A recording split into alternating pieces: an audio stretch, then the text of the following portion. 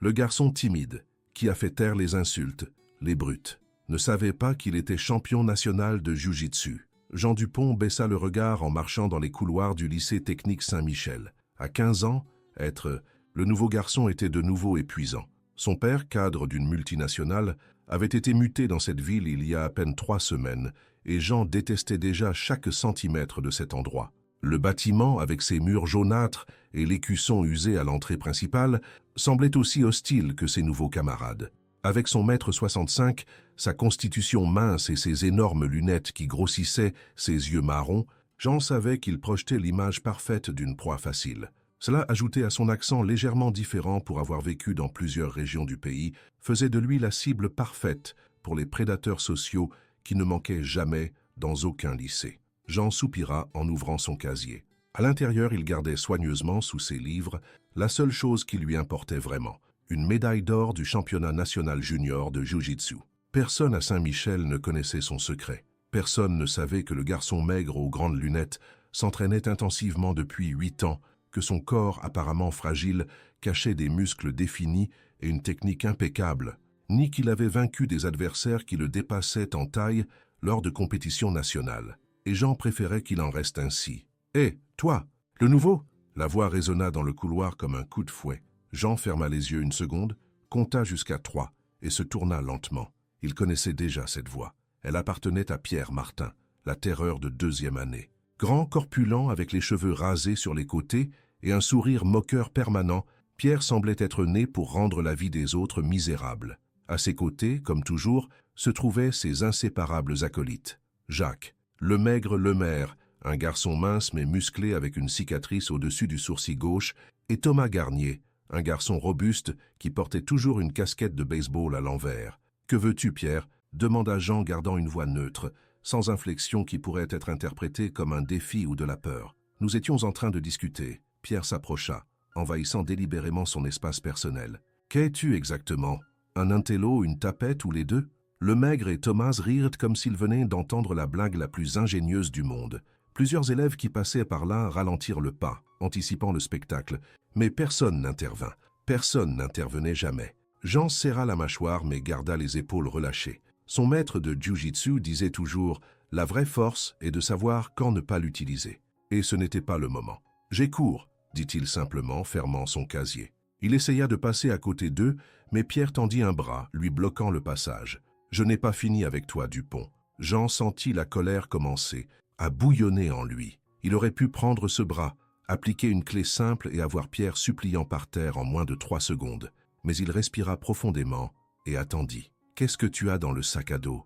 demanda Pierre, le lui arrachant avant que Jean ne puisse réagir. « Voyons quel trésor cache le nouveau. » Jean fit un pas en avant. « Rends-le-moi. » Quelque chose dans son ton fit que Pierre leva un sourcil, surpris, mais il reprit rapidement. Son attitude moqueuse. Il ouvrit le sac à dos et commença à en sortir le contenu, le jetant par terre. Livres, cahiers, une trousse à crayons qui s'ouvrit en éparpillant tout dans le couloir. Les élèves qui observaient commencèrent à rire, certains sortirent à leur téléphone pour enregistrer le moment. Jean resta immobile, observant comment ses affaires étaient éparpillées par terre. Non pas par peur, mais parce qu'il était en train de calculer, de mesurer, d'évaluer. C'était quelque chose qu'il faisait instinctivement. Des années d'entraînement lui avaient appris à lire ses adversaires. « Regarde ça !» Pierre sortit un petit cahier à couverture noire. « Ton journal intime. Tu écris des poèmes d'amour, Dupont. » C'était le cahier où Jean notait ses techniques de jiu-jitsu, des diagrammes, des stratégies, des réflexions sur ses combats. Quelque chose de privé. « Rends-le-moi !» répéta-t-il, cette fois avec un ton bas, presque un murmure. « La position de garde permet de contrôler l'adversaire en utilisant les jambes. » Commença à lire Pierre à voix haute avec un ton moqueur. « C'est quoi cette merde? Tu es une sorte de karatéka frustré ?» Les élèves rirent avec plus de force. Jean fit un pas en avant, mais à ce moment-là, la sonnerie annonça le début des cours et un professeur apparut au bout du couloir. Pierre ferma le cahier et le jeta par terre avec le sac à dos vide. « Ce n'est pas fini, Dupont, » dit-il, le poussant contre les casiers avant de s'éloigner avec ses amis, se tapant dans les mains et riant bruyamment.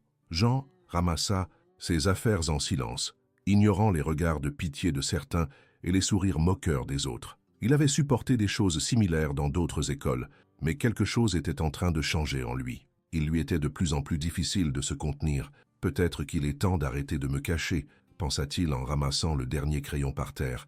Mais pas encore, pas comme ça. Les semaines suivantes furent un enfer progressif. Ce qui avait commencé comme des moqueries occasionnelles se transforma en un harcèlement systématique. Pierre et ses amis semblaient avoir un radar pour trouver Jean, peu importe où il essayait de se cacher pendant les pauses. À la cantine, il renversait accidentellement de la nourriture sur lui. En éducation physique, il était le dernier, à être choisi pour n'importe quelle équipe, et ensuite il était ignoré même par ses propres camarades, craignant l'association. Dans les toilettes, une fois, le maigre lui avait enlevé son sac à dos et l'avait tenu au-dessus d'une des toilettes, menaçant de le jeter pendant que Thomas enregistrait son visage de panique. Jean supportait tout avec une patience qu'il confondait avec de la lâcheté. Chaque soir, après avoir fait ses devoirs, il sortait son tatami portable et s'entraînait en silence dans sa chambre. Il s'était entraîné pendant 8 ans pour concourir, mais maintenant, il s'entraînait pour quelque chose d'autre. Il savait qu'un point de rupture finirait par arriver. Ce point arriva un après-midi pluvieux d'octobre, pendant la pause déjeuner. Jean avait trouvé un certain refuge à la bibliothèque, un endroit que Pierre et ses amis fréquentaient rarement. Madame Dubois, la bibliothécaire, était la seule personne du lycée qui le traitait avec une gentillesse sincère. « Vous avez très bon goût pour la lecture, Jean », lui dit-elle, alors qu'il rendait un livre sur la philosophie orientale.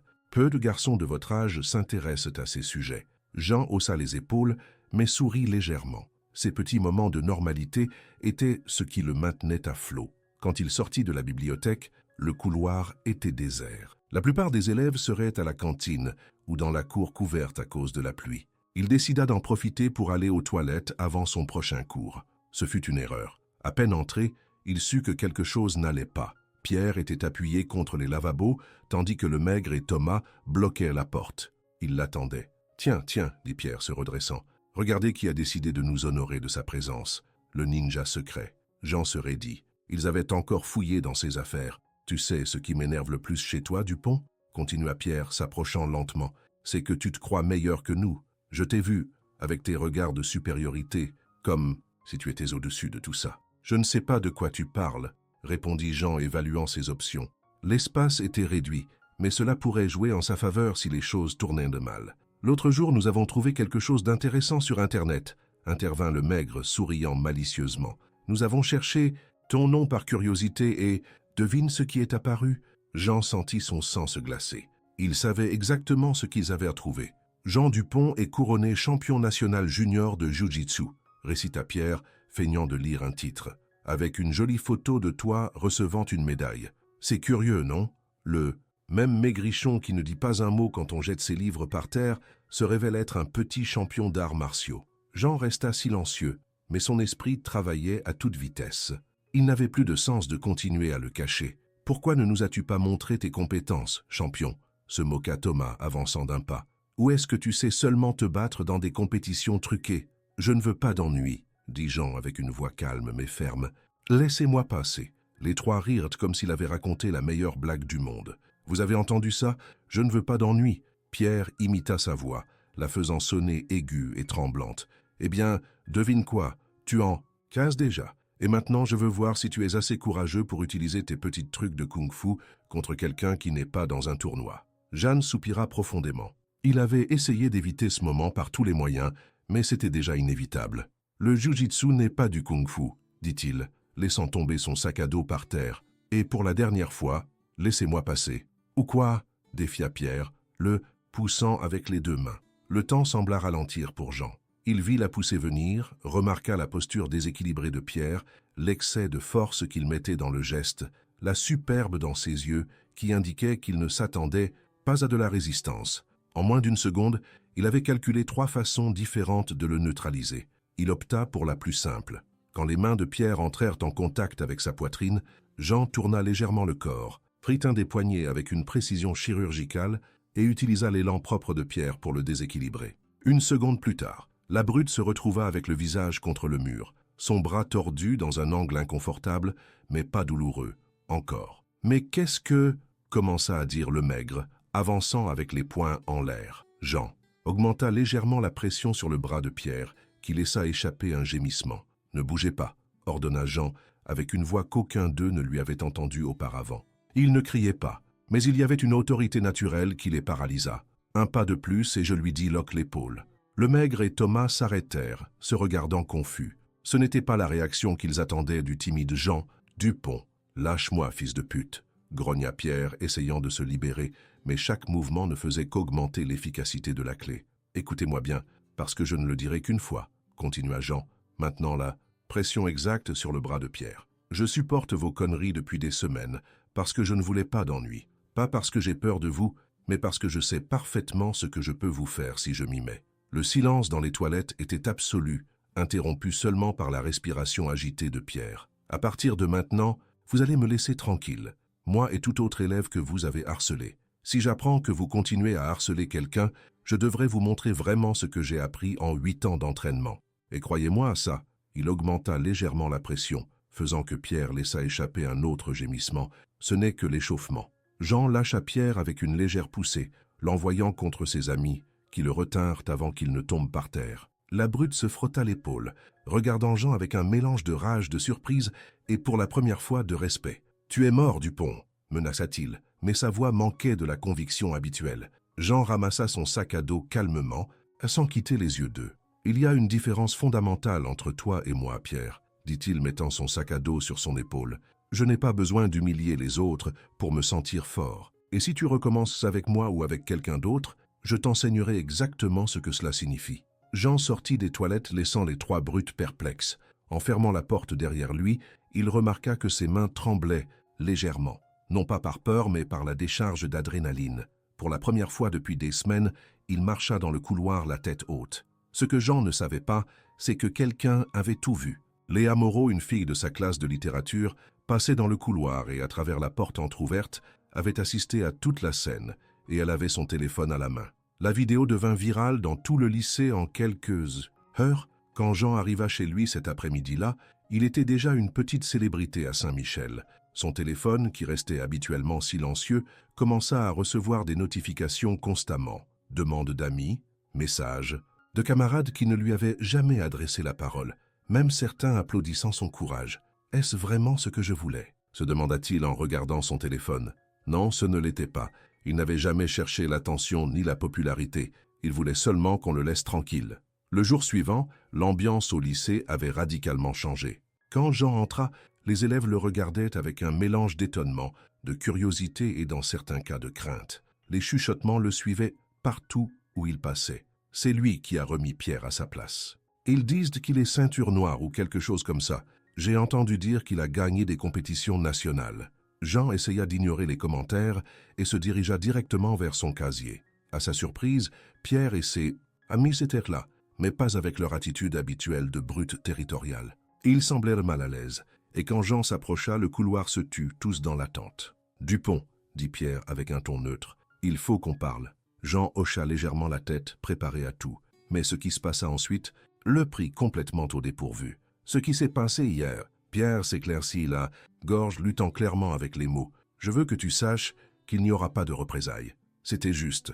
Ce n'était pas exactement des excuses, mais venant de Pierre, c'était pratiquement une déclaration de reddition inconditionnelle. Jean comprit combien il devait être difficile pour quelqu'un comme lui d'accepter la défaite publiquement. « D'accord, » répondit Jean, ouvrant son casier. « L'important, c'est que ça s'arrête ici. » Pierre acquiesça, le regardant avec une expression qui mélangeait respect et curiosité. « Pourquoi tu n'as rien dit depuis le début ?» demanda-t-il. « Tu aurais pu nous arrêter à n'importe quel moment. » Jean ferma son casier et se tourna pour le regarder directement. « Parce que je ne voulais pas avoir à le prouver, » répondit-il sincèrement. « La vraie force n'est pas de pouvoir soumettre les autres, mais de savoir quand il n'est pas nécessaire de le faire. » Cela aurait pu sonner prétentieux dans d'autres circonstances, mais après ce qui s'était passé, ces mots avaient un poids différent. Pierre y réfléchit un moment, puis acquiesça lentement. « Tu es bizarre, Dupont, » dit-il finalement, « mais je te respecte. » Avec cela, Pierre et ses amis s'éloignèrent, laissant Jean surpris par le tournant qu'avaient pris les événements. Le reste de la journée se déroula de manière surréelle. Des camarades avec lesquels il n'avait jamais parlé le saluaient dans les couloirs. À la cantine, il fut invité à s'asseoir à plusieurs tables différentes. Même certains professeurs semblèrent le regarder avec de nouveaux yeux, bien que Jean soupçonnait qu'ils avaient aussi vu la vidéo et ne savaient pas exactement comment réagir. Pendant le cours d'éducation physique, le professeur Garcia l'appela à part. « Dupont, j'ai entendu dire que tu es plutôt bon en arts martiaux », dit-il avec une certaine admiration dans la voix. « Le lycée a un club de défense personnelle qui est en train de démarrer. Nous aurions besoin de quelqu'un avec une expérience réelle. » Jean y réfléchit un moment. « Je pourrais y penser, professeur ?» Garcia acquiesça, lui donnant une tape sur l'épaule. « Prends ton temps. Et au fait, bon travail hier. Certains élèves ont besoin d'apprendre qu'il y a des conséquences à leurs actions. » La vraie surprise arriva après les cours. Alors que Jean se dirigeait vers la sortie, Léa Moreau, la fille qui avait enregistré la vidéo, l'intercepta. « Salut Jean », dit-elle avec un sourire timide. « Je voulais m'excuser d'avoir enregistré et partagé cette vidéo sans ta permission. Je n'ai pas pensé à comment cela pourrait t'affecter. » Jean l'observa un moment. Léa était une fille tranquille, intelligente, qui avait l'habitude de s'asseoir aux premières rangées en classe de littérature. Il n'avait jamais vraiment parlé en dehors du contexte académique. « D'accord », répondit-il finalement. « Je suppose que tôt ou tard quelque chose comme ça allait arriver. Ce que tu as fait était impressionnant, » continua-t-elle. « Non seulement pour le jujitsu, mais pour la façon dont tu as géré la situation. N'importe qui d'autre aurait profité pour les humilier, mais toi... » Elle laissa la phrase en l'air, cherchant les mots justes. « Je ne voulais pas devenir la même chose que ce que j'affrontais », compléta Jean, haussant les épaules. Léa sourit. « Exactement. C'est ce qui rend cela si admirable. » Jean sentit qu'il rougissait légèrement. Il n'était pas habitué aux compliments directs. « Des amis et moi allons nous réunir à la cafétéria du centre commercial, » dit Léa, jouant nerveusement avec la sangle de son sac à dos. « Pour étudier, et ça. Tu aimerais venir ?» L'invitation le prit par surprise. Après des semaines à se sentir invisible ou pire encore, comme une cible pour les moqueries, être inclus dans quelque chose d'aussi normal qu'une réunion d'études semblait presque irréel. « J'adorerais », répondit-il avec un sourire sincère. Alors qu'ils marchaient ensemble vers la sortie, Jean réfléchit à comment tout avait changé en à peine 24 heures. Ce n'était pas seulement qu'il avait gagné le respect pour avoir affronté les brutes, c'était plus profond que ça. Pour la première fois depuis qu'il était arrivé au lycée, il se sentait à l'aise d'être simplement lui-même. Il n'avait plus à se cacher, il n'avait plus à prétendre être moins que ce qu'il était. Dans les jours et les semaines suivantes, la vie au lycée continua de se transformer. Pierre et ses amis, étonnamment, tinrent leurs paroles et cessèrent de harceler. Non seulement Jean, mais tout élève. Ils ne devinrent pas des saints du jour au lendemain, mais leur conduite s'améliora notablement. C'était comme si l'incident avait servi de catharsis pour tout le lycée. Jean accepta finalement la proposition du professeur Garcia et commença à aider au club de défense personnelle. À sa surprise, de nombreux élèves s'y intéressèrent, y compris certains qui avaient auparavant été des spectateurs passifs du harcèlement qu'il avait subi. Pendant une des sessions, une fille de première année leva la main timidement. « Est-ce que cela sert vraiment dans une situation réelle ? Je veux dire, si quelqu'un de plus grand t'attaque. » Jean sourit, souvenant comment il s'était posé la même question quand il avait commencé à s'entraîner à 7 ans. « Le jiu-jitsu a été développé précisément pour cela, » expliqua-t-il, « pour que quelqu'un de plus petit ou de plus faible puisse se défendre contre un adversaire plus grand et plus fort. Mais le plus important n'est pas la technique en elle-même, mais la confiance que cela te donne de savoir que tu peux te défendre. »« Et pourquoi as-tu attendu si longtemps pour l'utiliser contre Pierre ?» demanda un autre élève. « Tu aurais pu le remettre à sa place dès le premier jour. » « Parce que le plus difficile n'est pas d'apprendre à se battre, » répondit Jean, se souvenant des paroles de son maître. « Le plus difficile est d'apprendre quand ne pas le faire. Si j'avais réagi violemment dès le début, j'aurais seulement perpétué le cycle. Parfois, la vraie victoire est de changer les règles du jeu, pas de gagner sous les mêmes règles, qui te nuisent. » Les élèves acquiescèrent, traitant ces paroles. Jean se rendit compte qu'il transmettait beaucoup plus que des techniques de défense personnelle. Il partageait une philosophie de vie. Un après-midi, alors qu'il ramassait ses affaires après une session du club, il fut surpris de voir Pierre à la porte du gymnase, observant en silence. « Je peux te parler un moment ?» demanda l'ex-brute avec un ton incertain que Jean ne lui avait jamais entendu auparavant. Ils s'écartèrent dans un coin du gymnase, loin des oreilles curieuses. « J'ai beaucoup réfléchi depuis, tu sais, » commença Pierre, évitant son regard. « Ce qu'on faisait, ce que je faisais, ce n'était pas bien. » Jean acquiesça, lui donnant l'espace pour continuer. « Mon père disait toujours qu'il faut être le plus dur. Que si tu n'écrases pas les autres, ils t'écraseront, » continua Pierre avec une certaine amertume dans la voix. « Mais ce que tu as fait, tu m'as montré qu'il y avait une autre façon. Tu aurais pu m'humilier, tu aurais pu me casser le bras, et tu avais tout le droit de le faire. Mais tu ne l'as pas fait. Il ne s'agit pas de droit, dit Jean. Il s'agit de choix. Tous les jours, nous choisissons quel type de personne nous voulons être. Pierre le regarda finalement dans les yeux. Tu crois que je pourrais, tu sais, rejoindre le club? Je veux apprendre à être fort, vraiment, comme toi. La demande prit Jean complètement par surprise. Il n'aurait jamais imaginé que son ancien harceleur lui demanderait quelque chose comme ça. Mais, en le regardant, il vit quelque chose qu'il reconnut. Le désir sincère de changer, de trouver un meilleur. « Chems, la prochaine session est mardi à 4 heures, répondit-il finalement. Ne sois pas en retard. Un sourire de soulagement traversa le visage de Pierre. J'y serai, merci Dupont. Jean, le corrigea-t-il tendant sa main. Tu peux m'appeler Jean. Pierre prit sa main, scellant ce qui semblait impossible il y a peine quelques semaines, le début d'une trêve qui pourrait se transformer en amitié. Cette nuit-là, alors qu'il s'entraînait dans sa chambre, Jean réfléchit à tout ce qui s'était passé.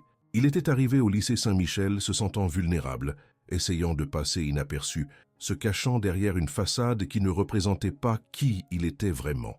Il avait eu besoin d'un moment de crise pour trouver le courage de se montrer authentique. Parfois, pensa-t-il en exécutant une séquence de mouvements avec une précision méthodique, nous avons besoin que quelqu'un nous pousse à la limite pour découvrir ce que nous sommes capables de faire et ce que nous sommes capables de pardonner. Sur son bureau reposait la médaille du championnat national, non plus cachée mais exposée avec fierté.